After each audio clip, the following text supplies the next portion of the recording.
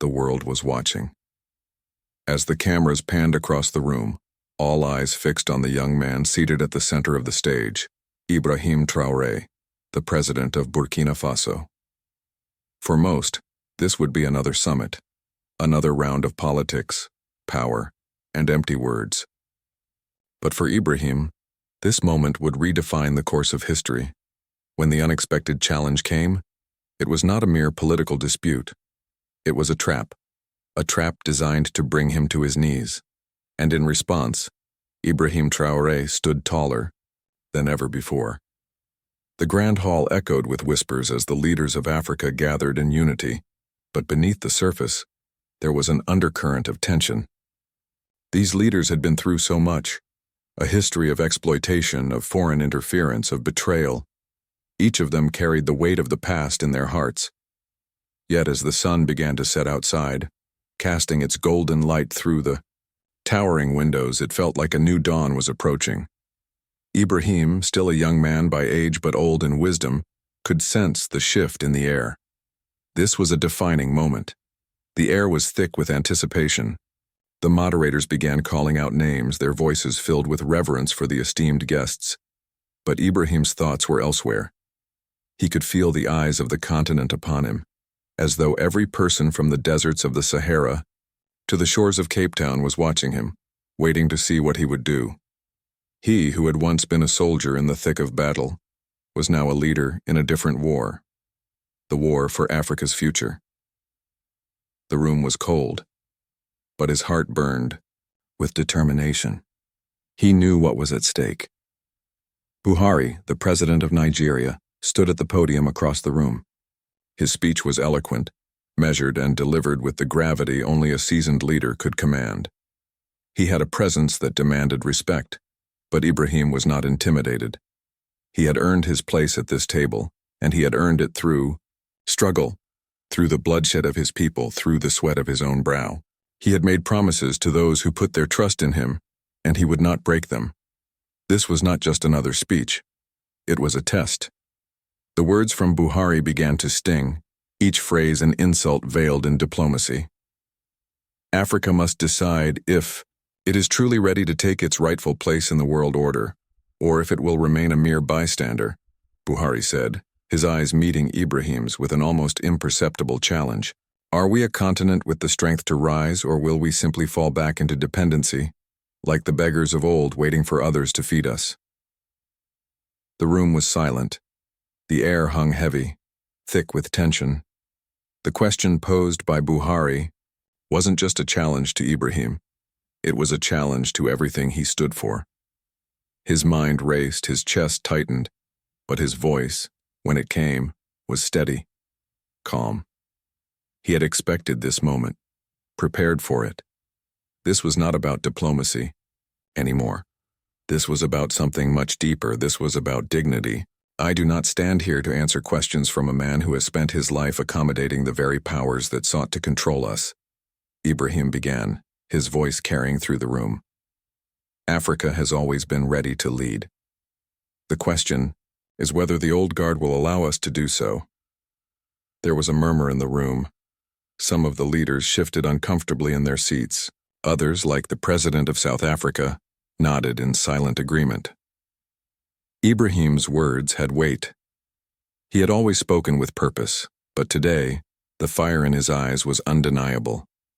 Buhari's expression remained unchanged, but a flicker of anger passed through his eyes. He responded, his voice dripping with condescension. You speak of leadership, but leadership requires wisdom, and wisdom is knowing when to accept the realities of the world.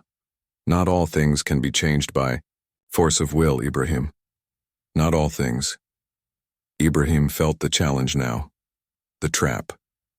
It wasn't just about power or wisdom. It was about who controlled the narrative. But he was ready. The world may not have been ready for him, but he was ready for it. Wisdom, Ibrahim said, his eyes narrowing, is knowing when to stand, even when the world tells you to kneel. His words cut through the room like a blade. He could see the subtle shift in the faces around him. This was more than a diplomatic exchange. This was a a declaration that Africa was no longer willing to be anyone's subordinate. Then, without warning, Ibrahim reached into his jacket pocket and pulled out a document. His fingers unfolded it slowly, deliberately. The rustle of paper was like the sound of a clock ticking toward a final judgment. The cameras zoomed in, capturing every second, every movement. "You speak of wisdom, President Buhari," Ibrahim said, his voice rising, "but wisdom without truth is nothing more than complicity." He held the document aloft, his fingers trembling only slightly as the weight of the moment pressed down on him. "This is evidence that you have been in secret negotiations with foreign powers who have sought to manipulate Africa's resources for their own gain. While you speak of unity, you have been working behind closed doors to undermine the very independence we strive for." The room gasped. The leaders of Africa, who had for so long been silent spectators to the manipulation of their continent, now looked to Ibrahim, a young leader who had dared to expose the truth. Buhari's face, once calm, now flushed with disbelief and rage. He took a step back, his eyes darting between Ibrahim and the document. The silence that followed was deafening. "What is this?" Buhari's voice was a mixture of confusion and anger. "This is a lie. You have no proof." But Ibrahim did not waver. "This is not a lie. This is the truth. And the truth will not be silenced any longer." The tension in the room was unbearable. The world was watching. This was no longer just a political exchange. It was the clash of ideals. And in that moment, Ibrahim Traoré stood as a beacon of hope for Africa, not just a leader of one nation, but the embodiment of the continent's struggle for sovereignty and dignity. As the room erupted into chaos, with leaders whispering and debating amongst themselves, Ibrahim remained calm. He did not shout or argue. His quiet confidence was his weapon, and it cut through the noise like a sharp blade. Buhari, now visibly sweating, turned to the moderators. "This is a travesty," he shouted, "a complete disgrace." But the damage had been done. The trap had been set, and it was Ibrahim who had turned the tables. The entire continent was watching. The world was watching. And in that moment, Africa stood up. In the days that followed, the story of Ibrahim Traoré's courageous stand spread like wildfire. Headlines blared his name, calling him the new face of African leadership. News outlets reported the scandalous details of Buhari's secret dealings. The trap that Buhari had set to discredit Ibrahim had instead exposed his own hypocrisy. The balance of power had shifted, and Ibrahim had become not just a leader, but a symbol of Africa's potential. But Ibrahim's response was not just a political victory, it was a personal triumph. For a man who had known loss, struggle, and sacrifice, this was a moment of redemption, a moment when he proved not just to the world, but to himself that he was not defined by his past, but by the future he sought to create for his people. The applause that erupted in the hall, first hesitant and then thunderous, echoed through Ibrahim's mind for days. It was the sound of Africa awakening. The sound of a continent rising, not from the ashes of its past, but from the power of its own will. Ibrahim knew that this was just the beginning. The road ahead would be long, fraught with challenges and obstacles.